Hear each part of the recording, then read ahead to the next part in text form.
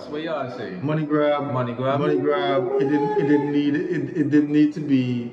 The build-up was more laughable. I didn't see the fight. I know that Mike lost. He fall asleep, right? But he won. I think they reportedly, allegedly, he's supposed to be paid $20 million. Yeah, but Glenn made a good point. I mean, this man has been making so much money in the past couple of years off of cannabis, and on his, he has one of the best podcasts, realest podcasts I've ever seen. He gets things out of people, and the way he comes across, he's so. What's the name of it? The Mike Tyson podcast. Really? No, listen, he's so bare, right, Colin? He just bears his soul, like, it's the stripped away version of Mike Tyson. Just like when he was winning and grabbed his crotch? Listen. But what we're trying to say is, right, for him to just be doing that kind of song just for $20 million. Somebody said it was an exhibition. Exhibition, no, right? Now, okay, so you remember months ago when we first heard about this thing, right? Yeah. Remember what it is that I said, right? You at a certain point, right? So you can become so famous where you have like this wealth that is built within your name. You're iconic. You become the foundation of entertainment, society, and that kind of stuff, right? And that value, that name, that recognition commands a certain amount of financial remuneration, right?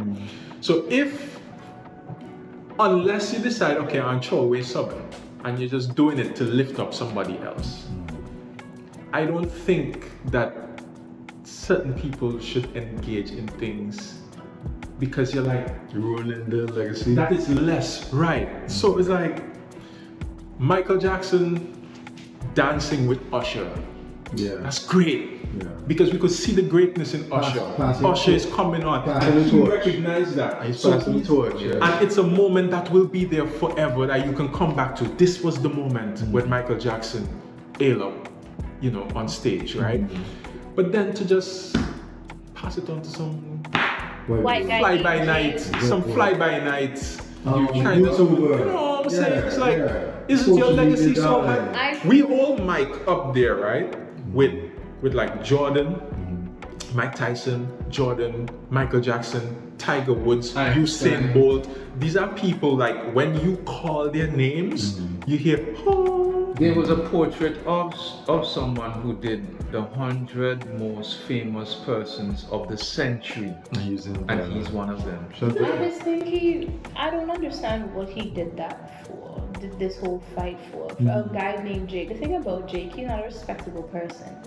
And that's what bothers me about this entire situation. You gave somebody that is disrespectful, arrogant, rude, entitled, and he's just not a good person. And you're a person who we hold at such a high standards within the black community, the boxing community, every community, sports, everything, at such a higher regard. And you let a white man named Jake Paul, who does YouTube videos, beat you in a boxing match. Listen, it's weird to me. Because my thing is, what was the point of this? I believe it's financial. The whole financial. What more does Mike Tyson need? But $20 million? That sounds cheap. Okay, so let me break it off for Is he getting kickback from this? So here's my theory. Yeah. Mike Tyson as an athlete is phenomenal, without doubt.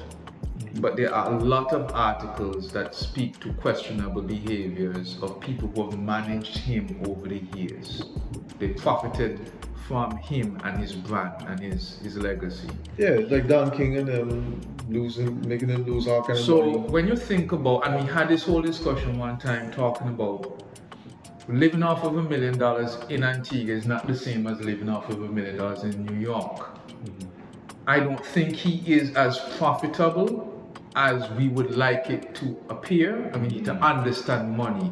I'm sure if you type in Mike Tyson's net worth, it's not very high. As compared to when he was in his heyday. And even his contemporaries now. So I believe, I have a question. I believe that this allows him another injections for things that he may want to invest in and do that ordinarily he's not getting it to do. That's just my theory. That was literally what I was about to ask, because I'm like, back in his prime, back in his days, was he taking the money that he was making to invest it into necessary things so that when he ages? No. So this is why I'm saying, okay, no, that makes sense. Because I'm like, you could have had all the money, you could be the greatest, you could be the thing, but were you taking your money, doing the proper investments and stuff? You know what I like about the young people of today? You know what I love about the young people of today, even like 21 Savage stuff, I look at that. The amount of money that they're making, they're investing it into different companies. So that no matter what, no matter if they fall, no matter if they fail, they're going to continuously make money for their children. And that's what I like about our generation of today. We have an interest in investing into currency, internet, bitcoins and businesses and start up here and do this, and that's what I love about our culture. So something? Yeah, quickly. It says here Mike Tyson's estimated net worth now is 10 million. And that's According to Celebrity Net Worth, was Mike Tyson bankrupt? According to the New York Times, Tyson had earned at least 400 millions before filing for bankruptcy in 2003. One of the key factors behind his lavish lifestyle was his lavish lifestyle. No, listen. No, let me say two things. Mike Tyson back in the day he was a different type of rich, right? I remember when he first bought a Bentley. Bentley was what the Queen drove. Is what Prince Charles and them drove. To have a black man driving a Bentley in the US, just to get it into the US, was unheard of. Mike Tyson bought a Tiger as a pet. All right? When 50 Cent bought his mansion, he was at his lowest. He didn't even own the mansion at that point, right? 50 Cent said, listen, I lived in that mansion for like what, 7 years, 4 to 7 years. Just the housekeeping alone was $70,000 a month. Okay?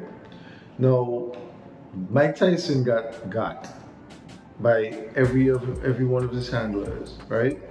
And he came up, you know, from the time Custer D'Amato died, who was his trainer, the old guy who founded him, like took him off the streets and all of that, turned him into a champion. After he died and Don King took over his career, that was it. Mike Tyson will get like 30-something million a fight for 5 seconds, 20 seconds, beating people up in the first round. Yeah. All of this money was stacked up and everything, but they have this thing called IRS, they don't play. Taxes, pay your taxes. They don't play, and then on top of that, no, he was cursed with having yes men around him. Nobody was telling him, Mike, you're doing too much. Mike, stop. Save up this. Mike, invest in cool that, down. Can you imagine you having 400 million and moved down to 10? And the thing about it also, no, this dude went to jail, right? Because his lifestyle got the best of him. No didn't mean no for Mike Tyson, right? Went to his thing. He actually thought that I could just get away with anything, right? His story and his comeback story, I think people should take a lot of pattern off of it, because Mike Tyson has seen the highest of the highs, gone to jail, spent significant time in jail, come back out, try to reinvent himself, get beaten up again, go into bankruptcy, and then this version of him to manage his anger. To manage his come anger. a long way. You know, started investing into the cannabis stuff because he said, listen, this is what keeps me calm. This is what keeps me calm. And this is somebody who's been very, very, very open about the struggles that he's gone through, you know, how he came up, all these different things. And it still bothers me that in his age, he had to be still doing and resorting to these type of things just to keep surviving there. You know what I mean? I thought that tour he used to do, when he used to do a one-man tour, where you just go and just talk on the stage. He would show like a couple, you know, snippets of his life behind on the screen, but then he would just talk. And it was so, listen, you cry, you will laugh, and you will cry. You cry more than you laugh, just watching him. He's surprisingly eloquent. He's very, and he's funny. When he's calm, he feels like somebody can He's talk. so funny. He was on Joe Rogan, and that was Maybe that's why he had so much yes men around him. I mean, like, giving his aura and his... And they were being paid. They took advantage of his youth, and they took advantage of his salary, of his celebrity. Yeah. When the first fight that he had in the gym, he was 13 years old, and he was fighting like a big man. right? And that's when Cuss pick him up, Yeah. right? But then without the protection of Cuss, he's still a young man, and in a way, he didn't get as much of the exposure as he would later on get. So Right. they kind of like dealt with everything for him. So they're like, no, don't worry about that kind of vibe.